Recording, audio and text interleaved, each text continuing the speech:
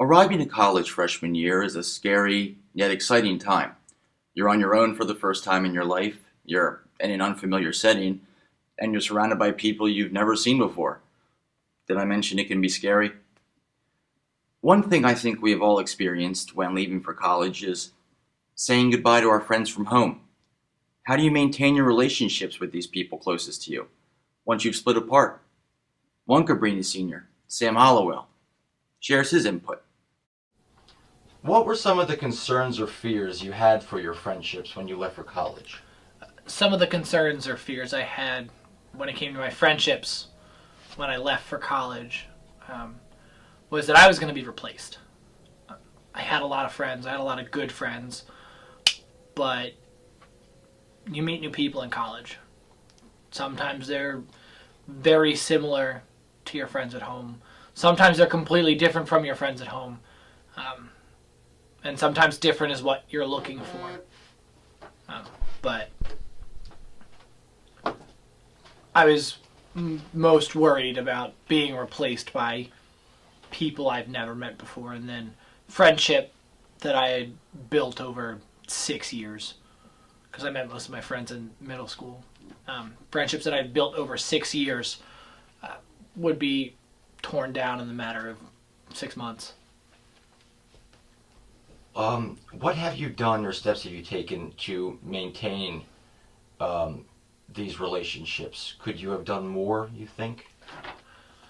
Some of the things I've done to kind of maintain these relationships with my friends. First, you have to understand that I'm not friends with everyone now that I was when we graduated from high school. When we graduated, I had probably a group of 13, 14 friends that would get together all the time and do random, ridiculous things and just hang out all the time. Now that's more like 4 or 5. There are about 5 of us that hang out on a regular basis when everyone's not working or not still at school or whatever. And I could have done more to stay friends with those other 9 or 10 people, but when you realize who your real friends are in college, you kind of put all the work into staying friends with them and not everybody else.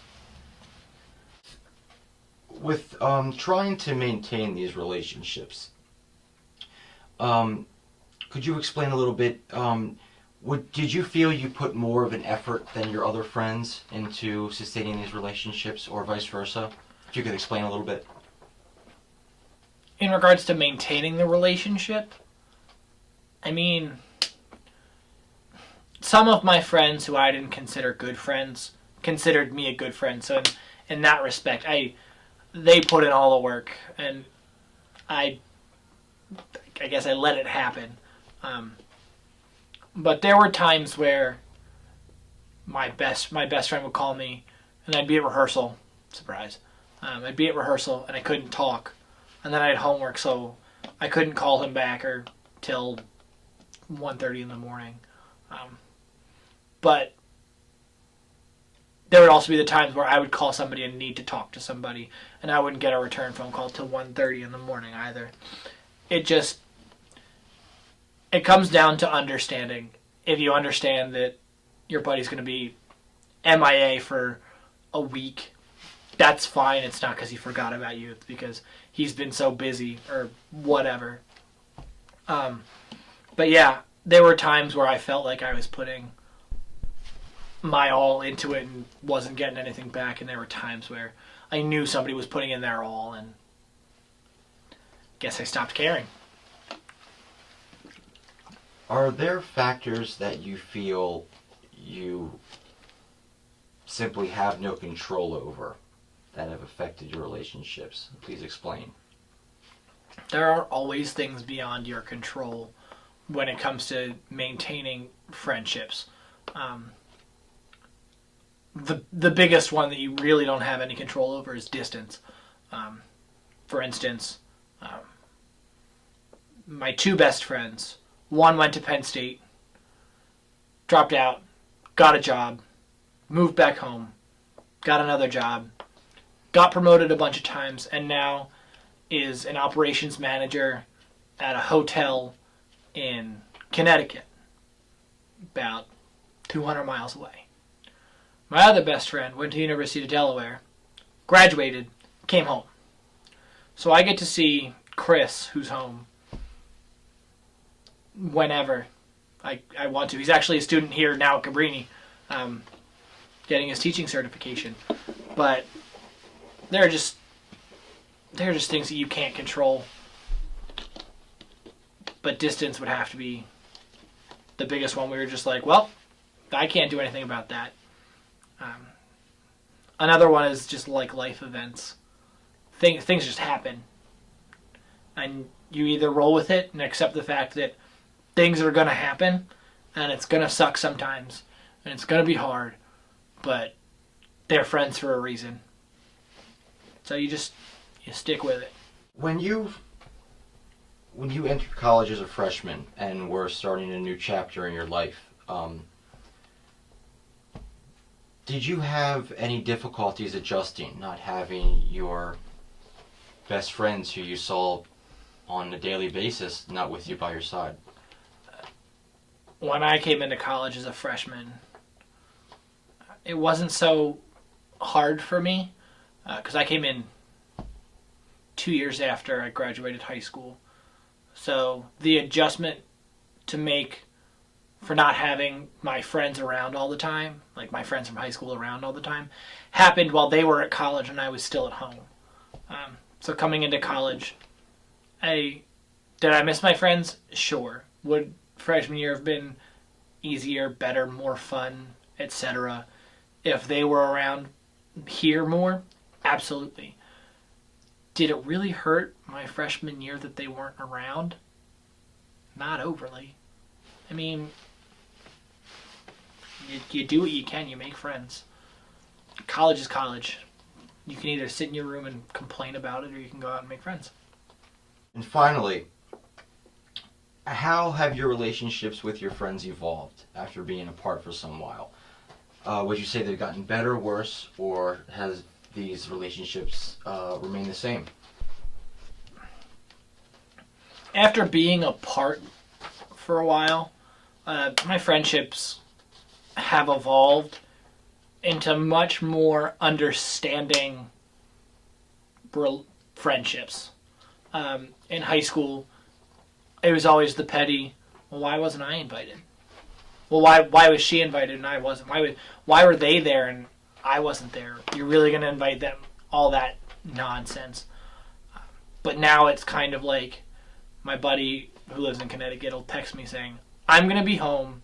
I'm going to be at the bar at 11:30. If you can make it, great. If you can't, I understand. And if I can make it, I'm there. If I can't make it, I let them know what's up. Done. If my other friends go out and I don't get invited, that's fine. I don't bat an eyelash at it. I've got other things that I can, should, and probably was doing. But I think they've evolved into something better because I'm not worried about getting invited here and, well, where are we actually going to go for pizza after whatever? It doesn't matter. That stuff, you come to find out, doesn't matter. And in closing, is there anything I haven't asked you that you feel I should know? Is there anything else you would like to share?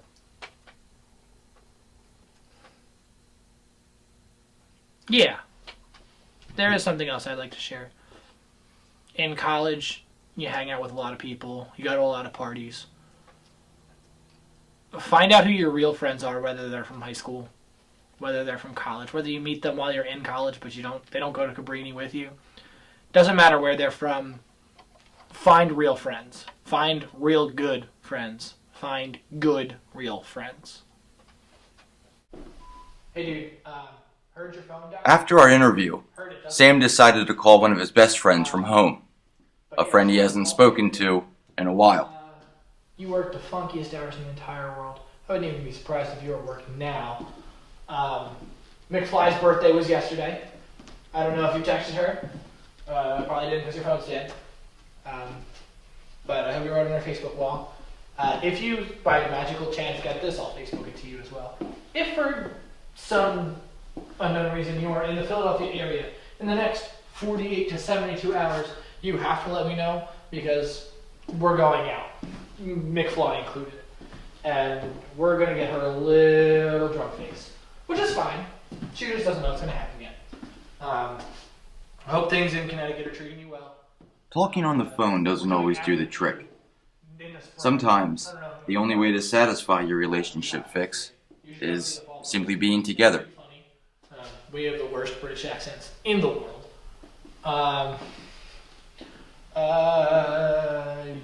Yeah, I mean, let me know how everything's going over there for you. I feel like there was something else. Oh, had an interview for a real big person job today. Went well.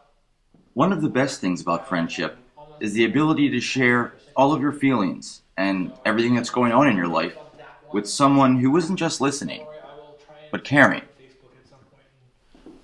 The next 12 hours. All right, dude. Hope you're doing well. Love you. Bye.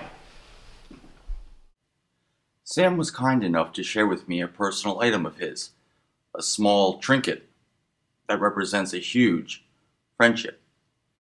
Watching tourists reading maps, football players getting tackled, CEOs getting shackled, watching actors never watch the ending Incidentally, of their Oscar speech. Sam loves to sing show tunes. Fortunately, I was able to capture some of his musical talents on camera. Schadenfreude. The world needs people like you and me who get knocked around by fate. 'Cause when people see us, they don't want to be us, and that makes them feel great.